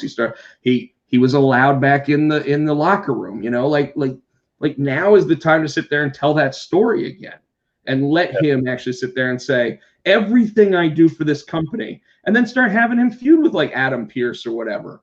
And Adam Pearce put him in matches with other people that will piss him off even more. I'd be okay with it. Well, he did that with Daniel I'm Bryan. not Hornswoggle, Chris Barrett. When Daniel Bryan was the GM of SmackDown, so he's already had a rivalry with an authority figure. He had a rivalry with Shane. Yeah, so like, because they actually do take care of the Miz. Like, I don't care what anybody says. He's had WrestleMania matches against Shane McMahon. He's had WrestleMania matches against Daniel Bryan. He's had WrestleMania matches against John Cena. And he stopped he kept the title. So it's not like the Miz hasn't actually reached the pinnacle of the industry.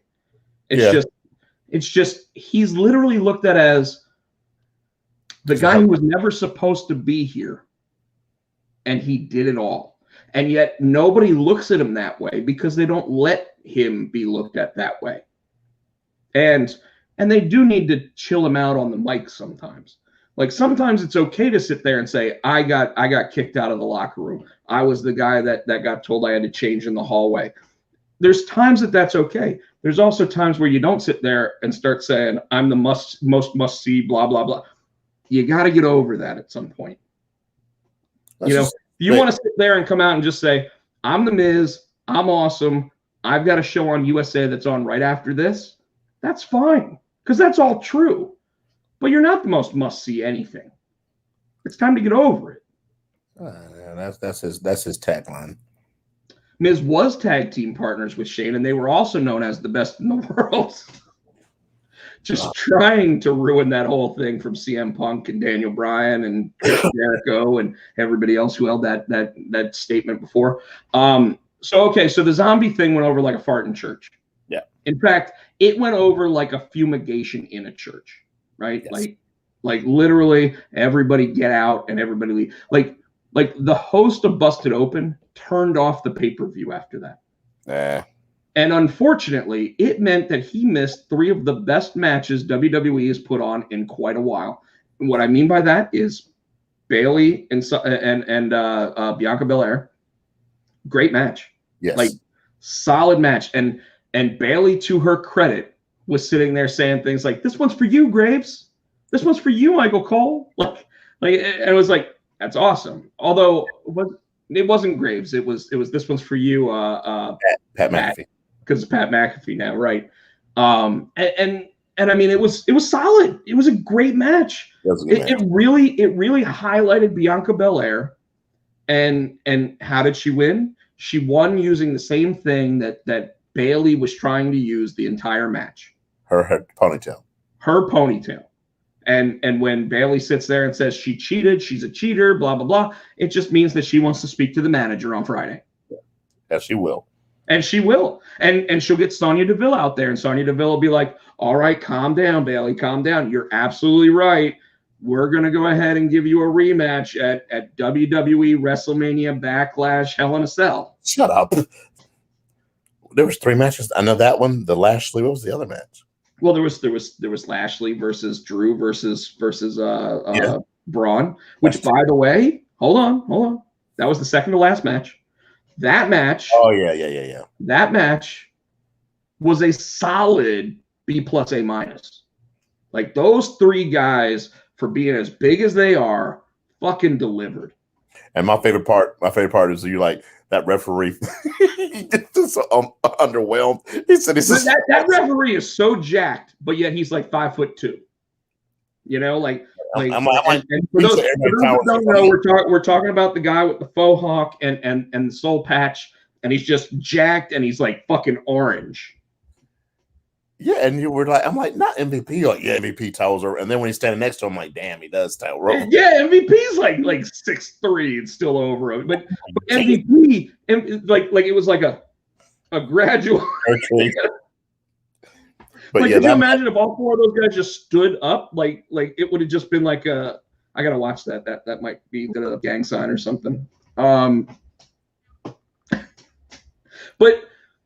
that match, by the way, yes, it was choreographed to where exactly you knew who was going to win and how they were going to do it.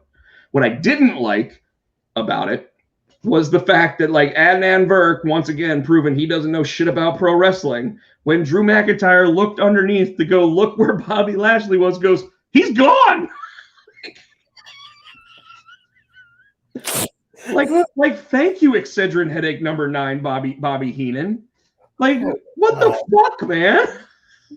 Yeah, that dude, man. It should have been like, shh. I like the legitimacy that he brings to the table because he is a real sports commentator. But if you're going to have Adnan Virk and you're going to let him have like the freedom that Mike Adamle had, calling him Jeff Harvey, you know, like, for fuck's sake, just get us Mauro Ranallo. Yes. Do you know how much better Monday Night Raw would be, even with the shitty ass storylines that they've got going on, if you had Mauro Ranallo being the commentator of it? Yes. Like, it would be night and fucking day, Tino. I know. That guy sucks. I don't know where they got him from. Where is he from? He's from ESPN. And he's not terrible. Like, for a guy that didn't go through the Performance Center to actually learn their way of doing stuff, I think he's doing an okay job. Granted, you're talking about your flagship show, and he's not Michael Cole. Maybe they should put him on the damn SmackDown and bring Cole back. Well, no, because right now SmackDown's their number one show. Yeah, sure. Their highest rated show and everything else. You don't over NXT? Highest rated? Yeah, absolutely. Oh, okay.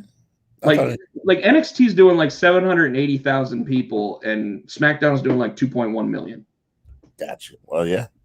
And in fact, ever since Sami Zayn and Roman Reigns came back at SummerSlam, it's been a solid 2 rating like every week. Like, it's impressive at how much those two have enhanced that program. And of course, it was Daniel Bryan then putting Edge over there. Jey Uso actually getting over the way he did. Jimmy Uso now putting that weird brown streak in his black hair. At least it's not that weird Lego top thing that anyways. 205 Live is the highest. Wow. So I thought that match was super solid, by the way. Yes. For those 3 guys, like, especially with the fact that you started asking whether or not they were bringing back the stupid Braun Strowman gimmick. What? You don't remember you asking that? Like MVP was sitting there saying, I don't know if he's smart or not. Yeah. I'm like, is he calling him stupid? Are they bringing that back? For the love of God, at least they didn't bring back the train sound when he ran around the ring. Love that. Dude, I heard it once and I was like, what the fuck is that? Any one of those little bear claws. My back itches. Make fun of my bear claw. And then we got the main event. And we got, and I'm going to say this, and I don't know if you agree with this statement or not, Tino, but like 7 years ago or however long ago that first Steve Austin podcast was on the WWE network. I know it wasn't 7 years ago. It was like 4 years ago. Vince McMahon said that guys like Cesaro just don't grab the brass ring. Cesaro tried to rip that shit out the ceiling last night. I'm going to say, for the record, that Cesaro put on the best match I have ever seen him in. And this is against a guy that is looked at as the new John Cena. So a guy who only has 5 moves, maybe 6 now that he's got that guillotine. But no matter how you look at it, I'll say right now, Cesaro just gave a master class on how to sell an injury. And here's what makes it even better. Ever since the pandemic began, these wrestlers are only working maybe twice a week, right? And that's because they're working Friday, they're working a pay-per-view, or they're working Friday and the next Friday. They're not working every week or like every 3 days like they used to, you know? And Chris Barrett, I'm going to get to the entire ending of the match because I kind of agree with you. But Cesaro literally, like, you see all those advertisements for the master class. And ever since the pandemic began and their bodies aren't able to sit there and just build the scar tissue, yeah, like, it shows. So the thing that Jim Ross used to sit there and say, if you're going to go to that top rope and you're going to punch a guy 10 times in the forehead, I see DNA. You better see something, right? You better see red marks. You better see DNA, like blood. You better see something from it, a welt starting. Who knows? Now you see all that because these guys only work once, maybe twice a week, which makes it even harder for them to be as good on a weekly basis as some of these people have been. But Cesaro last night literally put on a clinic, a masterclass, and showed people how you slow a match down and it enhances the story. Like, this is something that AEW does not understand. And if I was Dave Meltzer and I had to give my 5, 6, 9-star rating, whatever the fuck it would be this match. If he doesn't give that match the same thing as Kenny Omega versus Okada, he's fucking crazy. And Bully Ray even came out not too long ago and said the only way that you get the extra 1 star is by being a New Japan Pro Wrestling match. Like, Cesaro should have pulled a Jake the Snake that hit Roman with the swing move. I was a little disappointed that we didn't get the swing. Yeah. I think that it's because they sold it though. He couldn't lift him. He didn't have use of that right arm. Now, Cesaro is strong enough to where he could have grabbed both of those legs and swung that son of a bitch with one arm, then I'm okay with it. But I don't think he's that strong. So, but match from start to end, told a story, didn't bring either of the Usos down to make it a cheap win. I was surprised. And so was I, because I didn't think they were necessarily going to get involved, but I thought they might have stopped each other from getting involved. You know, and instead Cesaro got to show what we all already knew. Like, literally, if I was sitting there in the Thunderdome this Friday night, every single person should hold up a little sign that says Cesaro section and just hold it up across the entire thing, because he proved beyond a shadow of a doubt that he's ready.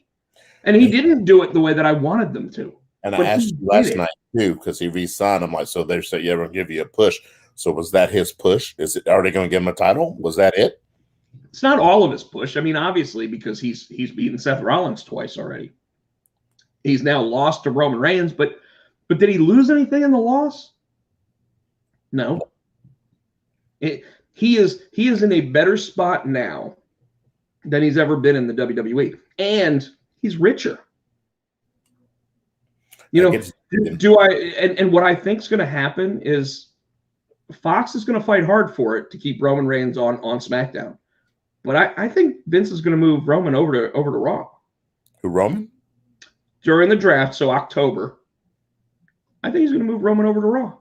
Why is that? Why not? Because that's his flagship show. And that's his show. And then he sees how Roman put in the work and got SmackDown over. Yeah, he wants to rub a little bit of that. I think it's right now. It's really easy to work with Roman. Like, you know what you got with him, and Roman is. I mean, man, when he runs Jimmy Uso down and he runs Jey Uso down, you hear the Rock in him. It's like, man. You're 5 foot nothing. You're the Hamburglar. You're nothing. It's that whole thing all over again. But Roman does it so well that you look at him and you go, man, if my cousin sat there and like got talked down to me like that, I'd get my ass beat. Like, they'd find a way. You know, they'd hit me in the back of the head before I turned around, whatever. You know, and that's probably what Jimmy's going to do. But right now, you look at it, and Jay's going to stop him. Now, at the same time, let's go ahead and talk about the finish of the match. Yes. Roman wins by a guillotine. After Cesaro shows that he tries to... Which I called. Remember, because the match before, Lashley went with the spear, and I said then Roman's going to win with the submission because they're not going to do... Yeah, because like Lashley shouldn't be using the spear because that's one of Roman's finishers. Now, granted, you're absolutely right. They're really trying to push over this guillotine choke that he's got, and it chokes everybody out so far. So, but you're right, and I'm fine with that. What I'm not fine with is King of the Drip coming down at the end of the night, laughing in Roman's face. At first, it was like he was going to attack him, and then it really didn't look like they were going to fight. It looked like they just gave that mutual respect stare down. You know, that this might be a WrestleMania match down the line. You know, that kind of thing. But I don't want to see that at WrestleMania. I kind of like Seth being in the middle of the card and putting guys like Cesaro over because he knows that he jumped in front of Cesaro 5 years ago. Yeah. You know? So finish Like, the end. Go ahead. I'll say finish. You were saying about the ending. But that's what I'm saying is that Seth coming down did nothing. All it did was extend a story nobody wants to see anymore because it's already over. Cesaro beat him twice. No, it's not over until Seth says it's over.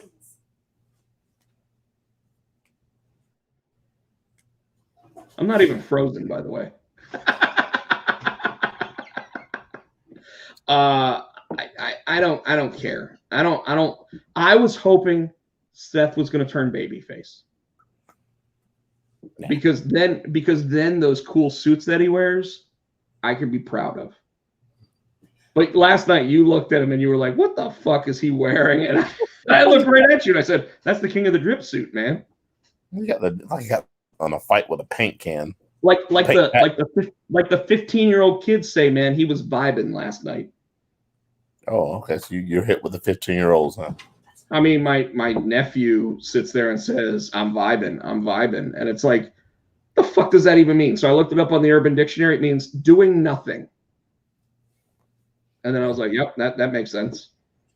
My wife's a teacher. She's like, no, that's not what they say. I think she's a little more in tune to what the kids are saying. That's usually. What grade is she teaching? She's teaching. Well, she's teaching third grade, so she's really got her ear. And so she might not know what those 16-year-olds are saying. All right, well, let me bring my college student in here who is closer to that age, but ask her about vibing. That's fine. Go ahead. That's fine. Prove me wrong. It's okay. It's bussin' is what they're saying. Sheesh. Yeah. What was that one? And sheesh. Man, we've been saying that for like 35 years. They're just bringing our shit back, Tino. Bussin'? That's what you do when you clean a table. No. You can't pull that off. Thank you, Chris Barrett. I really appreciate the help there, bro. I didn't even see that. That's why I put it up there, man. Come on. He said you're I can middle-aged. laugh at myself much better than I used to. Oh, you're looking it up now, aren't you? No, I'm getting the song ready. Because I know that we're at an hour and a half tonight, Tino. Yes, sir. And you're probably ready to go home. I'm ready to go to bed. I got to be at work tomorrow. So yeah. I'll just night. Before Go night night. Who said that last night? You're like, don't who steal that. was it that said that last night? Because I was it was Jey Uso said let me at him, Roman, let me at him, and then said he go night night, and I was like just because you're Samoan doesn't mean you get to use Samoa Joe's lines. Say night night. You sound like so one last thing, Tino. One last thing. Yo. Did you say no or go? I said yo. Oh, yo. You're bussing, apparently. I'm vibing. I'm telling you, dude. That's all. Like, look it up on the Urban Dictionary. It is actually a term that kids are using. Chris, advanced using lingo like that. That is hilarious. He took it down. I didn't even see that I put it up. No. So the HBK biography. Okay. What were your thoughts? They used some of the old footage. I've seen some of that footage before, like his parents' interview. Well, the book is when I said the same thing. I thought it was good, but how old was that? Because like if you notice, a lot of that was from last year. So did they not have anything more recent that they can add to it? You know what I mean? So most of those were supposed to air last year. Got it. Okay. And they pushed it off a year because I think they wanted this WWE block where they wanted that treasure show, and they weren't able to do those episodes because of COVID. Got it. So I thought it was good. I thought it was real good. I was really scared for Marty Jannetty. Why? Like he's rough, man.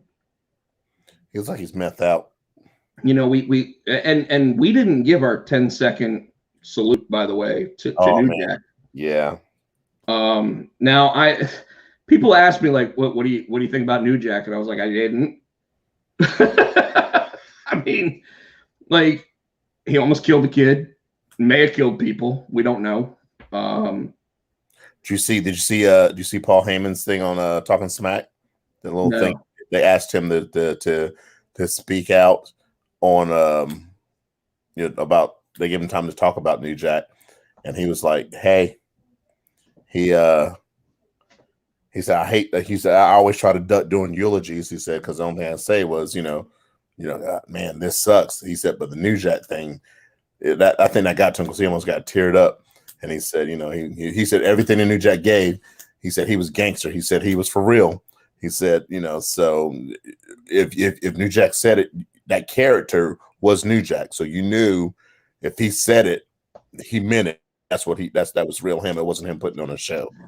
Yeah, no, I totally agree with that.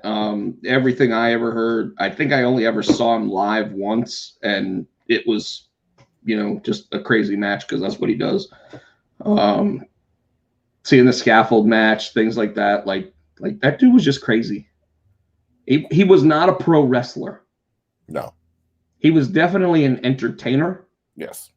But not even in the way that you want to be entered. Like, you didn't know going into a match with him if you were safe. That's a true story. And from that, he is the polar opposite of Bret Hart. The polar opposite, because Bret Hart, to this day, states he never hurt another person in the ring. Now, he got hurt. Bill Goldberg almost kicked his head off. And if you listen during the Shawn Michaels thing, he actually said that he feels that a lot of the animosity that he held towards Shawn Michaels actually helped lead to his stroke. Yep. Which is a very interesting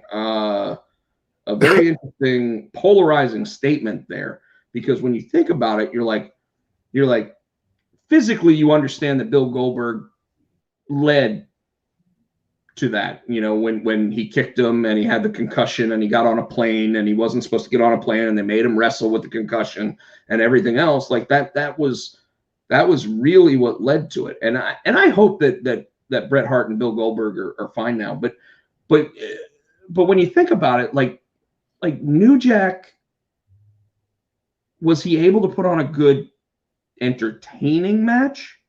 Sure. But was he able to put on a good technical match? Mm-mm. Not anywhere.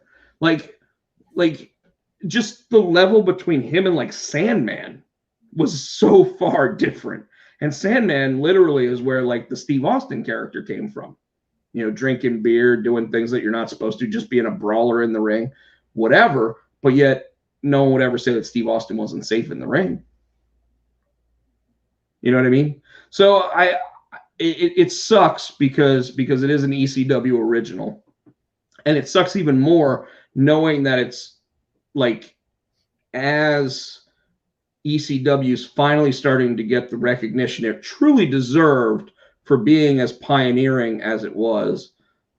Chris Barrett's trying to say that New Jack was ECW technical, but that's not true, because they did have Dean Malenko in ECW and Eddie Guerrero in ECW and Rey Mysterio and Chris Jericho and plenty of technical wrestlers. Benoit.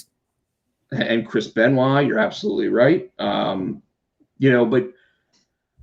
it's a tough one because, like I said, it with Rob Van Dam going into the Hall of Fame as a singles wrestler and being a guy, is he the, I guess you can't say he's the first ECW guy to win the WWE title because Steve Austin won it, Chris Jericho won it, and other guys have won it, but like he was the real ECW guy. Like the other guys all had stints, but he stayed until the end. And when you hear about New Jack passing, it's like it's one of those things where it happens just as there's a lot of good talk about ECW again. And then you hear about that, and it's like, and the man was 58, you know? Yeah. Yeah, I'll give you that. Well, we know that he was hardcore, Chris. In fact, New Jack wasn't even hardcore. He was New Jack.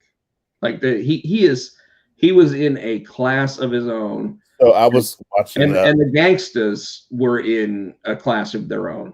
So here's we talk about him and Man's Transit, the kid he almost killed. But here's another one. He was facing, I forget who they said he was facing in the first scaffold match. And he got up, the dude was like, yeah, I'll do it. And he got up there like, no, he was scared of heights, like, no, I can't do this. And he threw him off everywhere. New Jack's like, no, we're going on the shot on count of 3. No, 1, 2, 3, and threw him off. And then when they fell, I guess he cracked New Jack's skull and said he couldn't see out of his right eye. He couldn't see out of his right eye still now, and a whole bunch of stuff. He said so he was out for a year, and he said he came back, and the dude agreed to wrestle him again. And New Jack's like, I'm gonna kill him. he said he had a taser. He said he went up there, and then he's on top of the scaffold, and he tased him. He's like, oh, New Jack, and he tased, and then he threw him off. Now when he threw him, he was supposed to go through the double layer of tables, and he almost passed them. And almost went to the floor. And he said if he had gone to the floor, he'd have killed him. And then it was all fucked. Luckily, he didn't kill him. And New Jack's like, now we're even. That's the kind of mentality. This motherfucker threw him off a scaffold trying to throw him to the floor. And they didn't throw him. He said the only reason he hit the floor is I didn't throw him hard enough. I'm like, what the hell? Yeah, that's attempted murder. And Chris Barrett asks how much coke did he snort in those 58 years, and the answer is I don't know. It was Vic Grimes. Yep. Yeah. And Vic Grimes wasn't known as like he was known as a wrestler, So, anyways, Tino, what do you think? We give 10 seconds to New Jack before we call it. Yeah, let's give him 10 seconds. We give everybody 10 seconds. And he was an important part of ECW. So, yeah. Absolutely. All right. So, folks, we're going to give our 10-second salute to New Jack. Ready? Here we go.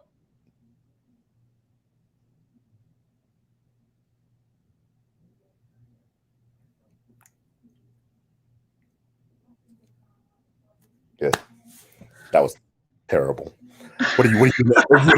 You weren't even looking, and I was like, I can't take it down now. Now everyone saw it. Are you in the inner circle now? What's that? Are you? I saw it. Are you a member of the inner circle now? That's what they do. No, I mean it's one of those things where you kind of think that's what he would sit there and say. He'd sit there and just throw one up there. Oh, one of the things was that Paul did say. It was funny. He goes. When I heard about it, I was kind of hoping that New Jack was like talking to his wife, like, "Hey, let's just tell everybody I died, and everybody will say nice things about me, and then maybe a shirt will come out, and then at the end of the weekend, I'll be like, no, I didn't." He's like, that's something New Jack would do. He said, but no, he said, unfortunately, that's not it. There's a lot of that right now where people are like, man, I'd really like to hear what people say if they thought I was dead. And Tino, I'll be real for a second here. With that kind of statement, like I've told you in the past on our show that I wonder what my legacy will be after I pass, and I don't put too much thought into it, but I do want to make sure that like I make a difference. Yeah. Right. And it doesn't have to be like I'm going to go give my life savings to charity because, well, if I did, they're not going to get anything. But right. But it's like being the first comic book that's dyslexia friendly, or putting out a comic book that made at least one person sit there and say, this makes me feel more comfortable going to middle school, like that kind of thing. Like when you think about it, did New Jack, like in that situation where Paul Heyman says something like that, is he saying it because New Jack doesn't think anybody's going to say anything nice about what he did during his life beforehand? Because he did that Dark Side of the Ring episode where you're sitting there wondering like how much of it's real, how much of it's kayfabe, how much of it's and we see that it's really New Jack was New Jack. Like there's no middle ground there, and you can't say the same thing about Mick Foley. Mick Foley isn't Mankind, Cactus Jack, or Dude Love. He's probably a little bit of all three, but yet he's also the guy that plays Santa Claus every year. Yeah. Which is, the more I think about it, the more messed up it sounds. But he's got a heart of gold, and yet he's also been like the craziest motherfucker out there and gotten blown up by C4 and stuff. Something Kenny Omega did not do. People still do talk about that, by the way. So, anyways, thank you, everybody. I know I'm going to let Tino drive us out of here. I feel like Paul and Jack were boys, and Paul wouldn't let Jack down. No, absolutely. But for as great as Paul is for delivering on the mic when he is standing next to talent, I think when that talent is being put 6 feet down, yeah, he's speechless. He probably has a hard time finding the words. I know I do. I hate funerals, man. I hate when I hear that my friends are in the hospital. Now, do I make an effort to go see them? Yes, I do. I told you that I went to a wedding this weekend. The wedding I went to, my buddy Ryan was one of the few people that actually came to visit me in the hospital for my quadruple bypass. And he got to see me at my absolute worst. I was literally wearing a hospital gown, and I because they pump you with so much IVs and everything else, I was the heaviest I ever was. I literally looked like Jabba the Hutt. And he came to visit me. And it's like you really know who your friends are when that happens, that kind of stuff happens. But at the same time, I don't want to get all crazy with that kind of stuff. I'll just sit there and say next week we'll be back, right? Yes. We're not doing anything crazy. That weekend, which is Memorial Day weekend, Carolina Fearfest, Rob Potsy Potchak bringing junior high horrors. You got any shows coming up? You said you did, didn't you? Yeah, next weekend I have a. You got a twofer. I got a private party, but then you're hosting private party from AEW. Yeah. So then I have at the Mason Jar Brewery in Fuquay, 5 to 8. We'll be there, probably outside and with a tent and just rocking and rolling. I think it's just gonna be me and my other guitar. So we're doing an acoustic duo act. It's gonna be cool. Come out. I did forget to tell everybody that I am going to be filming the panel for Keen Spot's San Diego Comic-Con panel this weekend. Nice. Pretty excited about that. It's my five-time hosting the panel, so it's gonna be a good time. Tino, I am cool with you taking us out, sir. You tell me when to hit the button for the music. All right, we want to say thank you guys for coming in and sitting with us. Chris Barrett, thank you as always. You can check him out on the Twitter at Podcheck. I'm HootieFan91. You can check him out on Instagram, Rob Podcheck. I'm SE Tino. Check the show out on Twitter, Potsy and Tino. On Facebook, we're Potsy and Tino Show. You're checking out the YouTube right now, so you know the channel to subscribe to that. Rob is also on Twitch, which is what? Rob Podcheck. Rob Potsy Podcheck. Rob Potsy Podcheck. He's also on the TikTok, doing his sipping sketch, which I believe is also, it's either Rob Podcheck or Rob Potsy Podcheck. I can't remember right now. I'm sorry. And as always, we want to say thank you to Adam's House Cat for the Wrastlin Song, which you can go to iTunes and download for 99 cents. As always, good night. Subscribe to Rob Podcheck and also buy our merch.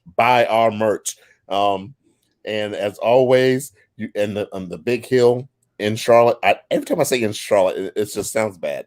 It's like incest. Yeah. In the Queen City, we hear. Why did you say Atlanta, Georgia? Okay, yeah. And you hear Ric Flair, and he's saying, "Woo!" Good night, folks. Hit it, Rob.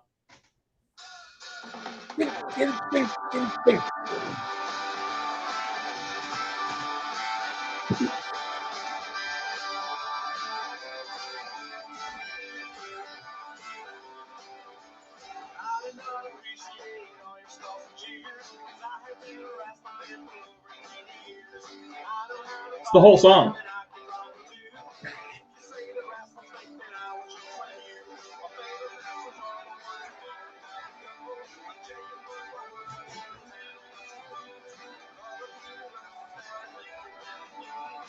You muted me.